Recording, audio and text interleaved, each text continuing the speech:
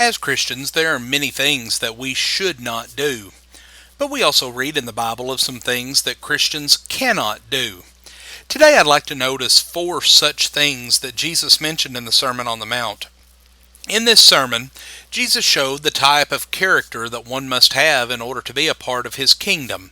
And as we go through these, keep in mind that these are things that Jesus said that we cannot do.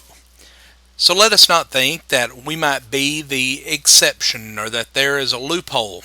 Paul said, "Let God be true, but every man a liar," Romans 3 and verse 4. First, we cannot be hidden. Jesus said in Matthew 5 and verse 14, "You are the light of the world. A city set on a hill cannot be hidden." Light dispels the darkness, and one light can be seen from a great distance. Cities set on hilltops also can be seen from a great distance, and were often the first ones to come under attack in times of war. Jesus said that His followers are those who will stand out. As Christians, we're called to be different. This is inherent in our claim of being a Christian. We are to come out from their midst and be separate, 2 Corinthians 6 and verse 17. And because we are different, being not conformed to this world, we will stand out, and people will be able to see our good works, Matthew 5 and verse 16. Of course, if we engage in sin, that will stand out as well. Many people look for ways that they can point out the hypocrisy in the lives of many Christians.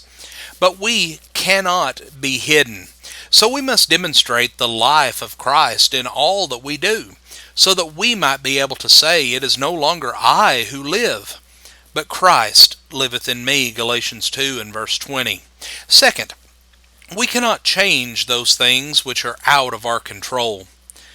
Jesus said that we cannot make one hair on our head white or black, Matthew 5 and verse 36, nor can we add a single hour to our life, Matthew 6 and verse 27. There are many things that we face in this life that are simply out of our control. So what should we do? Well, Jesus mentioned 2 things in connection with these verses. First, we must watch what we say. Jesus condemned making an oath, even swearing by your head, for you cannot make one hair white or black, Matthew 5:36. Instead, if we mean yes, then we should say yes. If we mean no, we should say no. Anything beyond these, according to Jesus, is evil, Matthew 5 and verse 37. But why should we not make an oath? It's because we cannot guarantee our promises. James said that we must recognize that our plans will only be carried out if the Lord wills, James 4 and verse 15. Now there are many things that could change our plans, but we must not be so arrogant to think that we can guarantee anything. Most of the things, in fact, which impact our lives are out of our control. Jesus tells us, "Do not worry about tomorrow, for each day has enough trouble of its own," Matthew 6 and verse 34.